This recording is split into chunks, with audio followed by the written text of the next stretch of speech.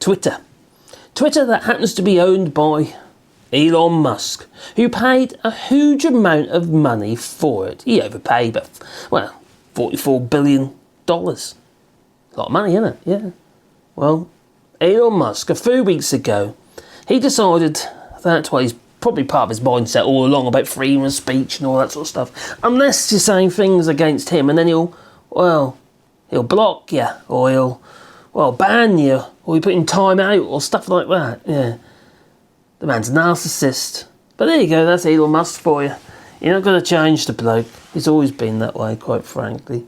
Actually, no, I think it's been getting worse. But anyway, Elon Musk, a few weeks ago, he decided in his wisdom that he didn't want to have any part of the European Union bloc's voluntary code of practice of disinformation. You know, spreading of fake news. But the European Union have got a new law coming out. I think it's in October. We'll probably read that in a moment. But it's a new law. It's EU laws on fake news, Russian propaganda and online crime. Yeah. Well, any companies that facilitate that could be at risk of around 6% of global turnover in a fine. Yeah, that'd be pretty costly for Twitter.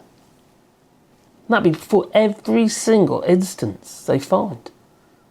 That could be a lot of money. Well, Elon Musk has done a bit of a U-turn. Like an about turn, what have you. He's allowed the European Union's bloc officials to enter the company's headquarters to test its controls on issues regarding like Russian propaganda, etc., and sex crimes and all sorts of stuff, spreading of stuff that you don't want to see. Protect you, you know. That's why these laws are brought out. United Kingdom is sort of bringing out their version of it, which is a little bit disconcerting because it seems to me a bit much more about big brothers watching you. You know, the online protections bill, where they're going to be scanning all your messages, everything you send, your pictures, everything, from your business deals to your saucy life. You know what I mean? Oh, what am I going to do? How am I going to send all my girlfriends? All my, those pictures? No, okay, I wish. But anyway, let's get back on track after that bit of madness. Well, Twitter has agreed to comply with the tough new EU laws on fake news, Russian propaganda and online crime after a team of officials from the European Commission was allowed to enter the building and do some stress testing on their systems. And the move came just weeks after Elon Musk decided to leave the bloc's voluntary code of practice on disinformation. Well, this is apparently the first exercise of its kind that an EU official was allowed to even enter somebody else's business to stress test it. Obviously, Thierry Breton, the Commissioner, he's been very concerned recently. He's been tweeting, he's been a lot of tweeting, and so if you think you're going to go gun-ho in the European Union, you're going to have to think again.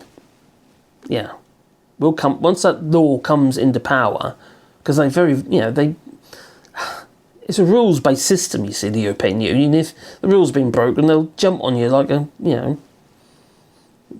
know. Let's think about that. No, let's forget it. Let's move on. Anyway, the first exercise of its kind that they were allowed into the company's headquarters, and this was just on Thursday, yesterday, to carry out a mock exercise with Twitter staff to test its controls of Russian propaganda, fake news, and criminal activity, including child sexual exploitation. Thierry Breton, the commissioner responsible for the enforcement of the new Digital Services Act, the DSA, welcomed the fact that Twitter allowed him in to do their stress tests. Well, he reiterated, though, his warning that he made earlier this year, actually I think he said also last year as well, actually, to all media companies that the EU would act swiftly and sharply to uphold the sweeping new laws that enter into force in August.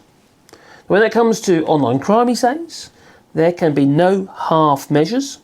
Very large online platforms need to be put need to put the necessary internal controls and resources in place to be ready for the new European rules, he said. Well, he said it can no longer be a wild, wild west online. To be fair, it is getting out of control. It really is getting out of control.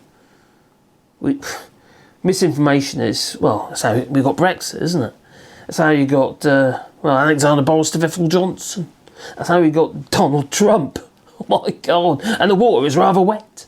Well, the checks in the exercise covered areas including recommended content and controls to fight illegal content online, such as online child sexual exploitation, as well as Twitter's approach to disinformation. Well, not be funny, but Elon Musk, he's got a habit of doing that himself, quite frankly. Well, the EU has warned Musk before, and he could face a complete ban in Europe, or fines running up to 6% of its global revenue. Well, obviously he's not going to want that, is he? No. Not not for a company that he's overpaid for.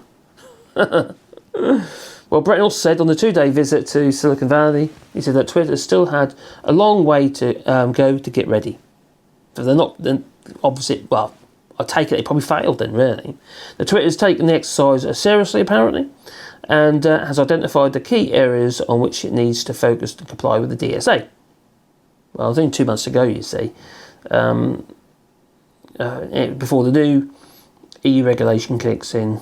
So he's going to have to do something, and do something fast, if he wants to operate in Europe.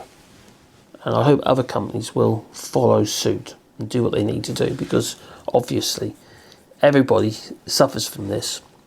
Whether it be crap constantly coming in your feeds, or paid propaganda, because, you know, that stuff that's been fed in your feed, somebody's paying for it to be done, to influence you. It's a bit of a black market, really, I suppose. Anyway, you tell me, do you think do you think it's a good idea, or do you think it's a little bit harebrained? I think it's going to be very difficult for the European Union to be able to police this, I really do. But, you know, most companies will have to follow suit, and most big companies will. And if, say, Twitter wants to operate in a block of 447 million people and sell advertising on his platform to that block, well then, quite frankly, he's going to have to comply, isn't he? That's what I reckon. Anyway, you tell me. Please leave it in the comments down below. If you want to support the channel, you can do it on Patreon or buy us a coffee. And the links are down below. Also doing rewilding here in France. We're planting 1,000 trees on 2 hectares of land. If you want to be part of that, there's a GoFundMe link down below in the description.